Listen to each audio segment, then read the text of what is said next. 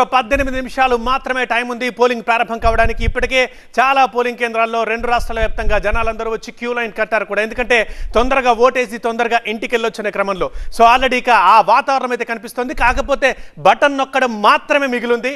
Right, ఇక ఇప్పుడు రెండు రాష్ట్రాల వ్యాప్తంగా ఎలా ఉంది మా రిపోర్టర్ సమాచారం అందించడానికి రెడీగా ఉన్నారు.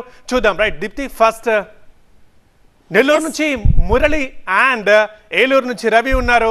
శ్రీకాకుళం నుంచి శ్రీనివాస్ కూడా అందుబాటులో ఉన్నారు. ముందుగా నెల్లూరు నుంచి మా ప్రతినిధి మురళితో మాట్లాడదాం. కొండాయపాలెంలోని ఒక పోలింగ్ కేంద్రం దగ్గర మురళి కనిపిస్తున్నారు. మురళి, అక్కడ మాక్ పోలింగ్ పూర్తయిపోయే ఉండాలి ఈ పాటికి. మరి కాసేపట్లో మరికొన్ని నిమిషాల్లో అసలు పోలింగ్ ప్రారంభం కాబోతున్న నేపథ్యంలో ఏజెంట్లందరూ సంతృప్తి వ్యక్తం చేశారా లోపల ఏర్పాట్ల విషయంలో, అలాగే అక్కడ యంత్రాల పనితీరు విషయంలో?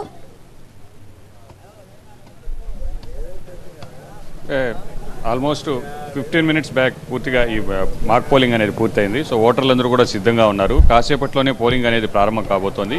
కొండాయిపాలెంలో ఉన్నటువంటి వాకాటి వెంకట సుబ్బారెడ్డి పోలింగ్ స్టేషన్లో మొత్తం 4 పోలింగ్ బూతులు ఉన్నాయి. ఇక్కడ ఓటర్లందరూ కూడా ఉదయమే పెద్ద సంఖ్యలో ఇక్కడికి వస్తూ ఉన్నారు. ఎందుకంటే టెంపరేచర్స్ ఏ విధంగా ఉన్నాయో కూడా మనకు తెలుసు.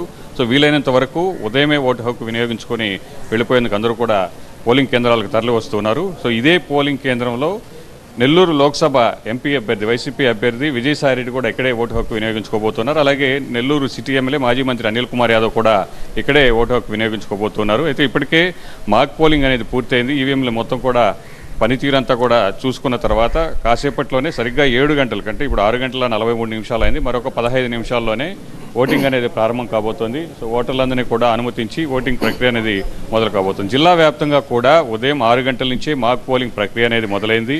సో ఎక్కడెక్కడైతే ఈవీఎంల పనితీరు ఆరంభ సమయంలోనే చాలా చోట్ల మొరాయించేటువంటి పరిస్థితి ఉంది. సో అలాంటి పరిస్థితి ఉంటే కనుక సమీపంలోనే ఆల్టర్నేట్గా ఈ ఈవీఎంలన్నీ కూడా ఏర్పాటు చేసుకున్నారు. సో ఎక్కడైతే పని చేయలేదు వాటిని సరిచేసి మళ్ళీ కూడా మార్చి పోలింగ్ ప్రక్రియ అనేది సజావుగా సాగేందుకు ఏర్పాట్లు జరుగుతున్నాయి. ఇక మరోవైపు జిల్లా వ్యాప్తంగా చూస్తే మొత్తం 573 సమస్యాత్మక కేంద్రాలు ఏవైతే ఉన్నాయో కావలి, ఆత్మకూరు, ఉదయగిరి ఈ ప్రాంతాల్లోనే ఎక్కువగా కూడా గతంలో ఇష్యూస్ అనేటివి చాలా ఎక్కువగా ఉన్నటువంటి పరిస్థితులు మనం చూసాం. సో అట్లాంటి చోట్ల అధికంగా అక్కడ భద్రతా సిబ్బందిని కూడా ఏర్పాటు చేశారు. సో ఎట్లాంటి ఇబ్బందులు లేకుండా సజావుగా పోలింగ్ అనేది సాగేందుకు ఏర్పాట్లు అనేటివి చేస్తున్నారు. అయితే ఉదయం అయితే మాత్రం